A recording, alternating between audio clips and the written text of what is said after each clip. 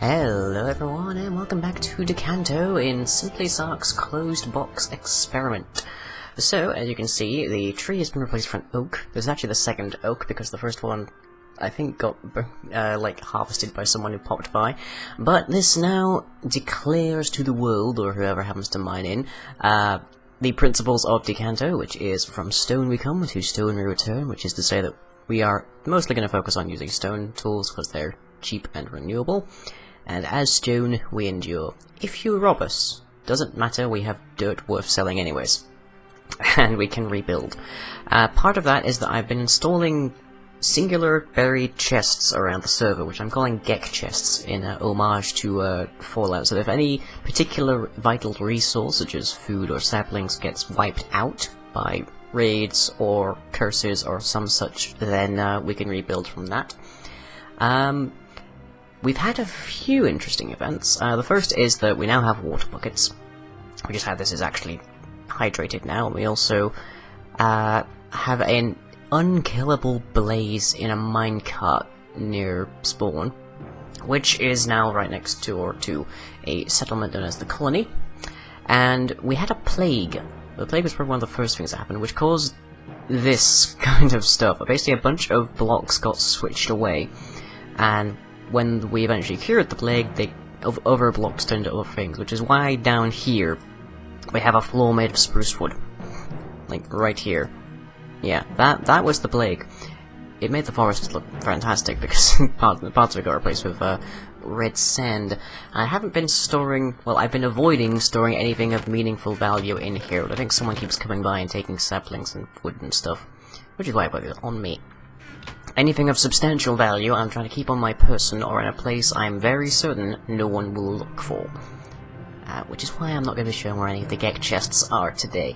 Our main thing today is that we've had, more or less every single time I go offline, I come back online to find that the place has been raided or visited in some fashion.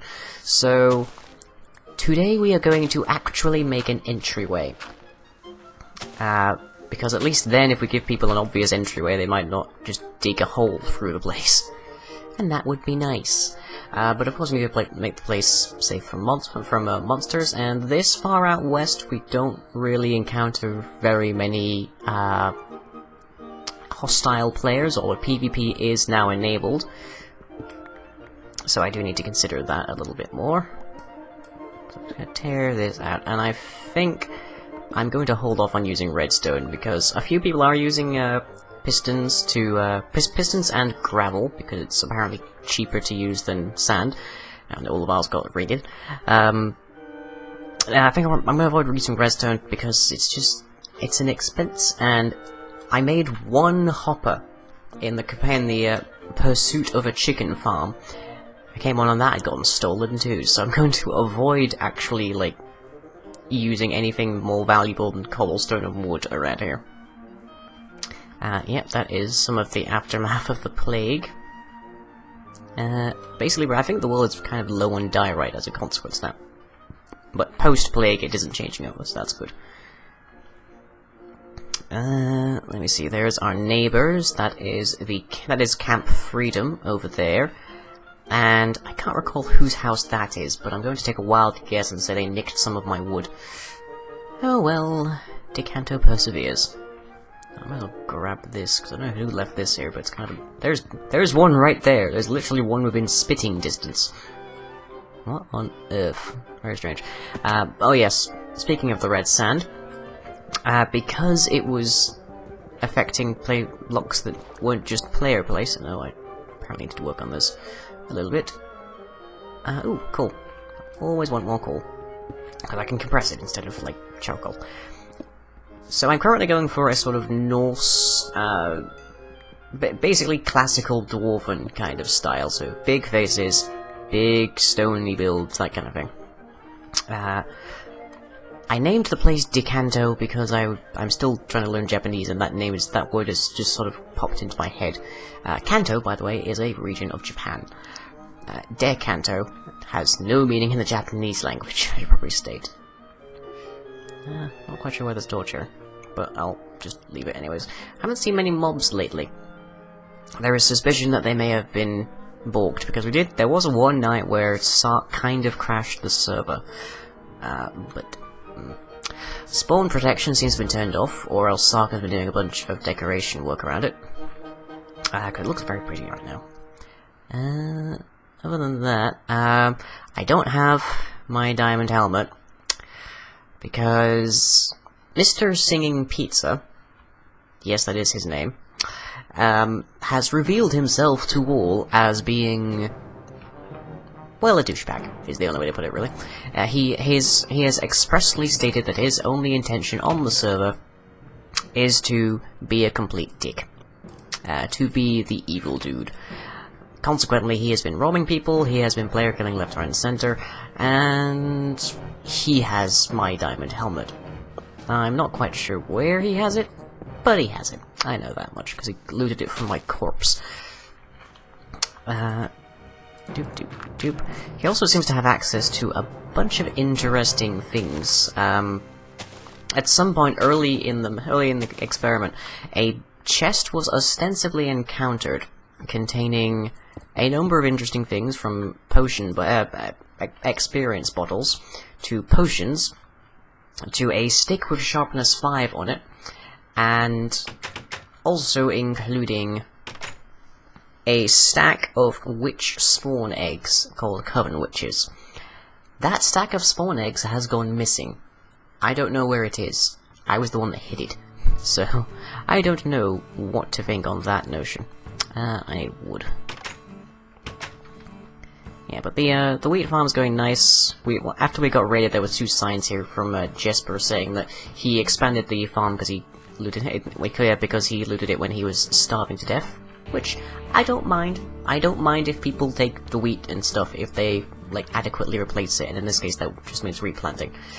But the colony, for being so close to spawn, is getting completely hammered.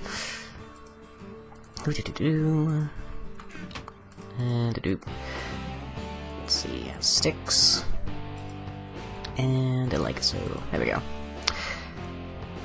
Yeah, colony gets a lot of the griefing efforts. The fire spirit, the invulnerable blaze, recently got accidentally released, and well, the results weren't exactly fantastic. Colony is made almost entirely of wood. Doop, doop, doop, doop. And there we go, okay. Yeah, I like having those. It's not often that people in Minecraft in general, I guess, build in diagonals, but it's nice to do so every now and then. Okay. Now, what to do about this entryway? Whoop, whoop. What do I have here? Just a random torch, apparently. Weird. Okay, well, let's just fill this in with cobble. A little bit like that, apparently. Okay. So that is a painfully obvious... well, not yet painfully obvious, but an obvious entryway. And let's see, stone bricks are kind of my highlight with this particular kind of build. And I'm sort of using loops a lot. Let me just see if I can give an example. So sort of just down here, so it loops up like that and around. And same down here. This wasn't originally made of leaf blocks, but it is now. So, yeah. Not going to complain. Adds some interesting spice to the world. Okay, let's put one down here like that. So that is looking a bit better. And up here... yeah, that looks looking like a good start. I have a tendency to make bearded Norse helmets whenever I'm doing builds like this, so I'm going to try to avoid that. Just this once, at least.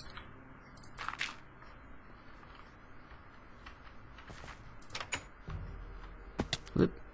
Yep, it's not the easiest structure to get into, but it's here. Might add some ladders up the side, I don't know. Just for convenience, I think. The rear entrance here by the wall is the easiest one to get into, obviously. But we actually, I think, have basically 3 entryways into Dekanto. There's one down around here, where the grass sort of caved in after the plague hit. There's this one, which used to be my sort of lookout point, and then there's the back one with the granite that I've just torn up. But yeah, that looks interesting. So far, we're seeing more or less what you would kind of expect from an Anarchy server, which is effectively what this is. This is basically Anarchy. Because people are viciously hoarding any valuables they can if they're not stealing them from others, and they are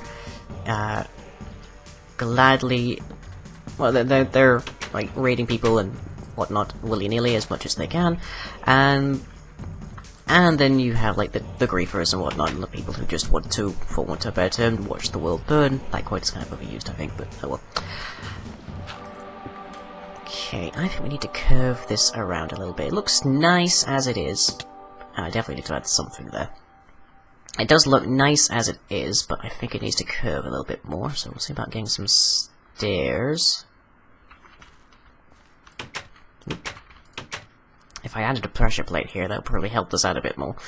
Because I know someone will leave that open. We probably shouldn't have too much issue with this kind of terrain, but will be nice nonetheless. So the reason I'm going Dwarven, or rather my inspiration for going Dwarven style, is basically way back when I was on the Lurecraft server, Loading Ready Run Minecraft server. This is way before the Loading Ready Live, the year of the Lured thing. Oop, doop, doop, doop, doop. Okay, that's a little better. And we reset the map, and we were having some trouble, if I remember this correctly, with some of the plugins, so that we didn't have like spawn protection, and we couldn't teleport or any of these things. Like, no one had access to commands, basically.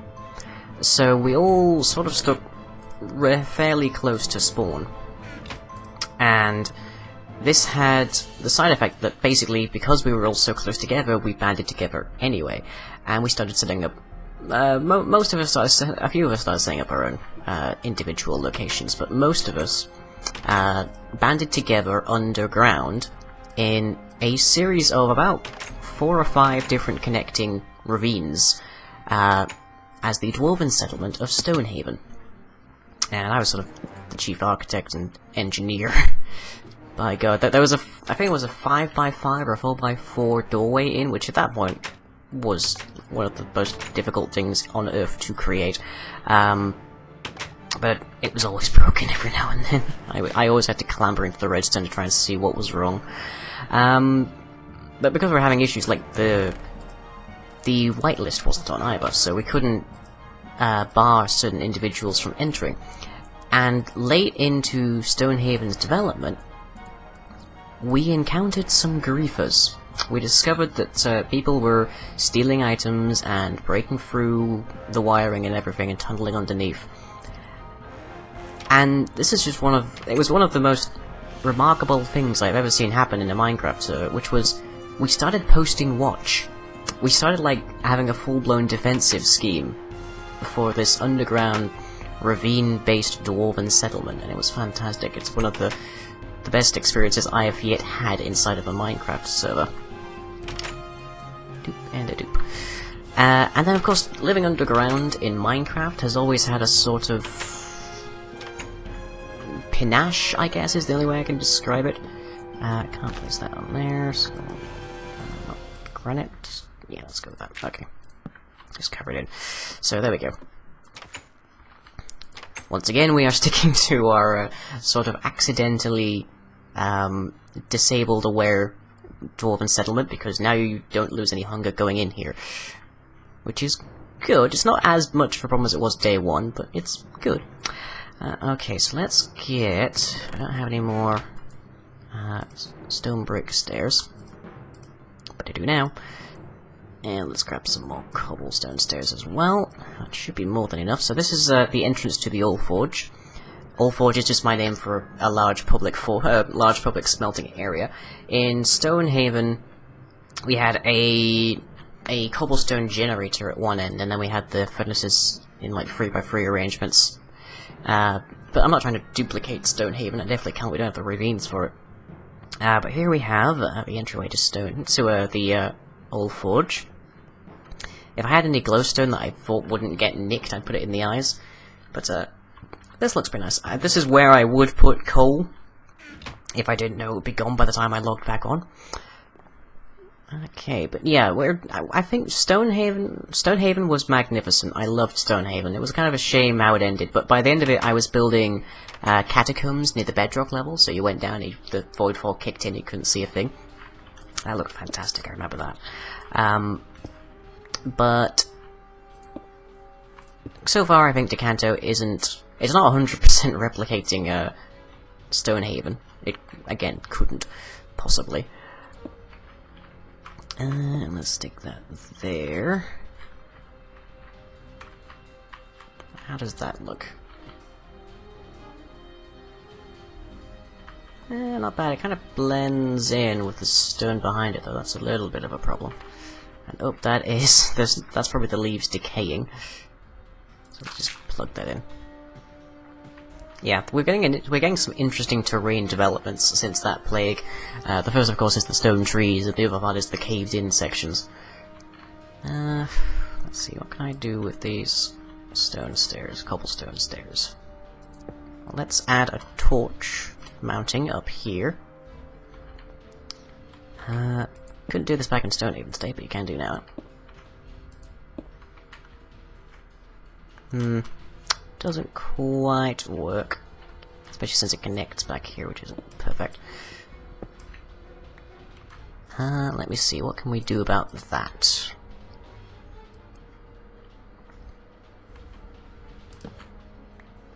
Just pick that up for a second.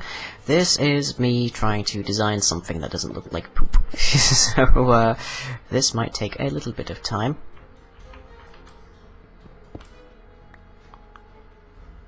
Boop. Boop. Okay, let's put a torch in there. Okay. Very simple. I can't really afford to make anything big, impressive, and expensive, definitely, but that looks pretty nice, I think.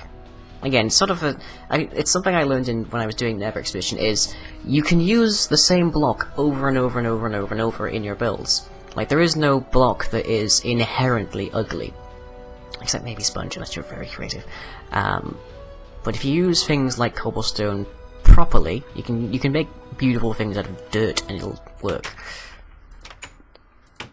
Okay, so there we have our west-facing entryway to Dekanto, complete with lighting, so people should be able to notice it. Might need to strip this back a little bit. Maybe replace that with stone. Just so that it doesn't have the grass on the outside. So it looks a bit better. I suppose ideally I should strive to have no visible, like, gravel or dirt or granite and stuff around in the interior, and I should probably try and cobblestone the actual floor itself so it's more uniform, because it's currently a mix between wood, cobblestone, and stone. But by and large, that I think is it for today. I will take a quick poke at the hammer up here, which is basically our big landmark that says, hey, we're here, in as discreet and cheap a fashion as possible. So it's made almost entirely out of renewable materials. The exception is this granite, but that's fairly easy to come by. The granite and this andesite, I think it is the only non-renewable things inside this entire thing. And I've just realized it's missing some of its stairs. Yeah, there should be stairs around here. Oh well, not that big of an issue. But, there it is. So that is a hammer. The Hammer of Dekanto. It's very tempting when I'm doing builds like this to name everything of X. So, like, the doorway of Galel, for example. Like, we've got the tree of Dekanto down there, and this is just a hammer with the sign Dekanto on it. So it's tempting to call it the Hammer of Dekanto, but that's a very dull naming scheme. But anyways, with that, oh, I should probably point out, I lost my diamond hat, and then I went out to try and get it back, and none of this armor was made by me. we had very, very briefly an enchanting table. We've never had an anvil to my knowledge, but I was not responsible for making it. So, I'm trying to be peaceful in as calm and honest a way I can, but that doesn't necessarily mean that I'm going to be a pacifist. Anyways, I shall catch you all from here by the Dekanto hammer next time. If you enjoyed this video, be sure to leave a like and or favorite, follow me on Twitter, and subscribe to be notified of future updates. You can also check out the website where most other content is uploaded. That's all for now, catch you later.